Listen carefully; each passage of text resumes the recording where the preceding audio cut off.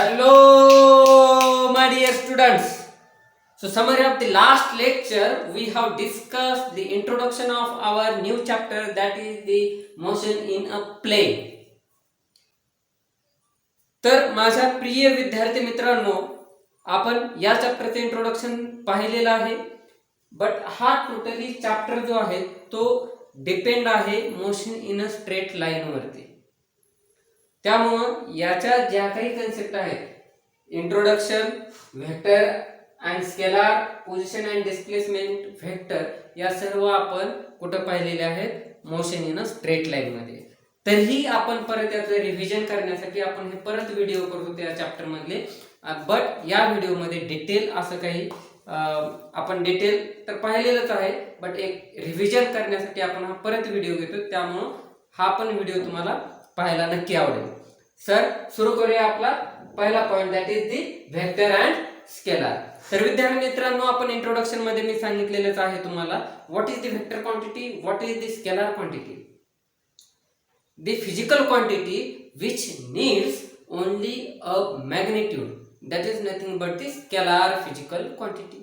Okay, and the quantity or the physical quantity which needs the direction as well as the magnitude, then that is the vector physical quantity.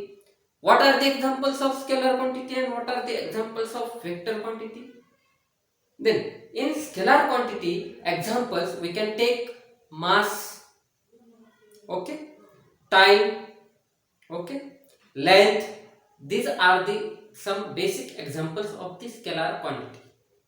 Then what are the examples of vector quantity? The examples of the vector quantity, that is nothing but the velocity, acceleration, uniform velocity, uniform acceleration, that is the examples of the vector quantity, because it needs the direction as well as the magnitude. Now, what are the rules to add scalar quantity, or what are the rules for the addition of vector quantity? Then in scalar quantity we can add it directly, that magnitude value means, what is the magnitude? Magnitude means one numerical value. We can add that numerical value directly, and sum of that value is nothing but that the final value of that scalar quantity. But in vector quantity we need the triangle law of addition as well as the parallelogram law of addition. By this rule we can add that vector quantities.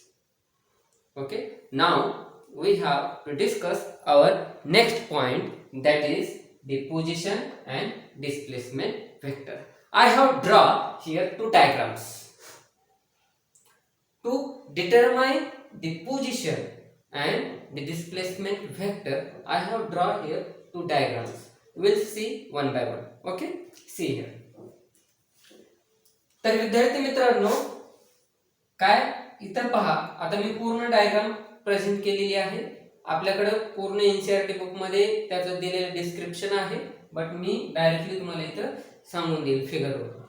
तर P आणि P prime अशा दोन position आहेत. काय, तर ही P ला ज्यावेळेस मी P या पॉइंट वरती उभा आहे, तर त्यावेळेस माझा जो टाइम म्हणजे टी या टाइम मध्ये माझी पोझिशन पी या ठिकाणी आहे, आणि टी प्राइम या टाइमला माझी पोझिशन काय, पी प्राइम आहे. But before this, if we have to describe the position, जर आपल्याला जर एखाद्या ऑब्जेक्टची, एखाद्या पार्टिकलची, एखाद्या व्यक्तीची जर पोझिशन आपल्याला सांगायची असेल, तर त्यासाठी आपल्याला काहीतरी रेफरन्स पॉइंट लागतो मित्रांनो. जर आपल्याकडे रेफरन्स पॉइंट असेल तर आपण सांगणार, समजा माझ्यापासून एक व्यक्ती 5 मीटर अंतरावर उभी आहे असं मी जर सांगितलं, म्हणजे काय सांगितलं, मी स्वतःसाठी मला एक रेफरन्स पॉइंट समजला आणि माझ्यापासून 5 मीटर वरती दुसरा व्यक्ती आहे असं सांगितलं, तर मी झालो रेफरन्स पॉइंट, म्हणजे माझ्यापासून 5 मीटरवर आहे. तसंच आपल्याला एखाद्या आपल्या फिजिक्स मध्ये जर ऑब्जेक्टची पोझिशन सांगायची असेल तर आपल्याला एक रेफरन्स पॉइंट लागतो, आणि तो आपण घेतो ओरिजिन, दॅट इज ओ. मग या ओरिजिन पासून आपण या पॉइंट्सची जी पोझिशन आहे ती पोझिशन आपण काय करू शकतो, डिस्क्राइब करू शकतो. ओके, तर टी या टाइम मध्ये एका ऑब्जेक्टची पोझिशन काय पी आणि टी प्राइम मध्ये त्याची पोझिशन काय पी प्राइम. म्हणजे काय तर विद्यार्थी मित्रांनो टी या काळामध्ये पी समथिंग पॉइंटला आहे आणि काही काळ गेल्यानंतर तो पुढे चालला तर त्याला आपण काय केलं प्राइम या फॅक्टरनं आपण त्याला डिनोट केलं. म्हणजे पी प्राइम आणि टी प्राइम. टाइमला काय केलं टी प्राइम, पोझिशनला काय केलं टी प्राइम. Okay okay. तर विद्यार्थी मित्रांनो मग हा पॉइंट इथून इथं काय झालेलं आहे पोझिशन चेंज झालेली आहे तर ती आपण डिनोट केली पी प्राइमनं आणि टाइम डिनोट केला टी प्राइम. ओके. नाव मग ही पोझिशन आता आपण फाइंड आउट करणार. कुठून फाइंड आउट करायची आपल्याला तर त्या रेफरन्स पॉइंट पासून. मी जसं सांगितलं की मी माझ्यापासून हा दुसरा व्यक्ती 5 मीटर अंतरावर आहे म्हणजे मी रेफरन्स पॉइंट. तसं हा रेफरन्स पॉइंट O आणि यापासून P हा किती अंतरावर उभा आहे हे सांगण्यासाठी आपल्याला हा रेफरन्स पॉइंट आपण काय केला ओरिजिन पासून एक लाईन ड्रॉ केली स्ट्रेट लाईन आणि हा झाला आपला काय यालाच म्हणता येतं आपल्याला दी vector.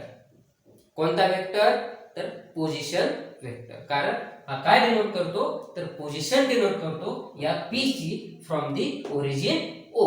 Therefore we will call it as the position vector that is denoted by the R for the position P. Now if we have to find the position of P prime from the origin O that is denoted by R prime and it is also called as the position vector. These two are the position vectors. तर विद्यार्थी मित्रांनो हे दोन काय तर position vector आहे. मग आता प्रॉब्लेम आहे आपल्याकडे P आणि P प्राइम मध्ये इथे एक आपण काय केलेलं आहे लाईन ड्रॉ केलेली आहे. याला सुद्धा एक डायरेक्शन दिलेली आहे, याला डायरेक्शन आहे, या पॉइंट या वेक्टरला सुद्धा काय पोझिशन वेक्टरला सुद्धा एक डायरेक्शन दिली. पहा पोझिशन वेक्टर आपण काय म्हणतो पोझिशन वेक्टर. वेक्टर आपण ज्यावेळेस म्हणतो त्यावेळेस इथं काय दिलेली डायरेक्शन दिलेली आहे आणि जर आपण ही मेजरमेंट केलं तर तिथं तुम्हाला मॅग्निट्यूड सुद्धा भेटणार आहे. तर मॅग्निट्यूड आणि डायरेक्शन ज्यावेळेस आपल्याला भेटतं त्यावेळेस ती व्हेक्टर क्वांटिटी असते आणि ते आपण याच्यावरून सुद्धा समजू शकतो. तर इथं आपण डायरेक्शन दिलेली म्हणजे काय तर हे जे P चं जी पोझिशन आहे ते कुठून आहे O पासून ते P पर्यंत म्हणून आपण O कडून P कडे बाण दर्शवलेला आहे. ओके. तर इथं P पासून P प्राइम तर यामधलं डिस्टन्स आपल्याला काय डिस्प्लेसमेंट कॅल्क्युलेट करायचे. त्यामुळे आपण P पासून P प्राइम कडे त्याची पोझिशन चेंज झालेली आहे त्यामुळे आपण जो काही एरो आहे तो P प्राइम कडे आपण दाखवलेला आहे. तर हा जो एरो आहे हा पोझिशन वेक्टर, हा पोझिशन वेक्टर आणि याला म्हणतात displacement vector because it gives us the value of the displacement. Therefore we call it as the displacement vector. Now we can here this is the position vector, position vector, and this one is the displacement vector, displacement vector. Now it's over. Now we'll see the next figure. तर विद्यार्थी मित्रांनो या diagram मध्ये तुम्हाला काय पाहिजे इथं सुद्धा आपल्याला काय यामधलं डिस्प्लेसमेंट काढायचं P आणि Q. बट इथं काय केलं विद्यार्थी मित्रांनो वेगवेगळी पाथ लेंथ पाथ जो आहे म्हणजे काय या पॉइंट मधला आपण डिस्प्लेसमेंट काढले. डिस्प्लेसमेंट म्हणजे काय तर इनिशियल पॉइंट आणि फायनल पॉइंट मधले जे कमीत कमी अंतर असतं आपण त्याला डिस्प्लेसमेंट म्हणतो. बरोबर आहे. तर पण काही जणांनी काय केलंय त्याच पॉइंटला जाण्यासाठी वेगवेगळे रूट यूज केलेले आहेत, वेगवेगळा पाथ त्यांनी यूज केलेला आहे. तर मग जो डिस्प्लेसमेंट आहे तर डिस्प्लेसमेंट आपला डिस्प्लेसमेंट पाथ लेंथ वरती डिपेंड आहे का डायरेक्ट त्या दोन्ही मधले जे अंतर आहे डिस्टन्स आहे त्यावरती डिपेंड आहे. तर it is not depend on this path length. It is directly the distance between this P and Q. That is the smallest distance between the two points, that is P and Q. तर इथं पहा ज्यावेळेस हा point P A B C Q हा path use केला एकाने, दुसऱ्याने P D Q हा पाथ यूज केला एकाने, P E F Q हा पाथ, वेगवेगळे पाथ यूज केले. बट विद्यार्थी मित्रांनो ज्यावेळेस आपण डिस्प्लेसमेंट आणि पाथ लेंथचं जर आपल्याला जर रिलेशन पाहायचं असेल तर त्यावेळेस डिस्प्लेसमेंट जो असतो तो पाथ लेंथ पेक्षा एकतर कमी असतो किंवा बरोबरीचा असतो. It means the displacement is less than or either it will be equal to the path length, but it cannot more than that the path length, because the displacement means the smallest distance between the initial and final point, that is the smallest distance. Therefore it may be equal or it may be less than the path length, but it cannot greater than the path length. Keep it in your mind.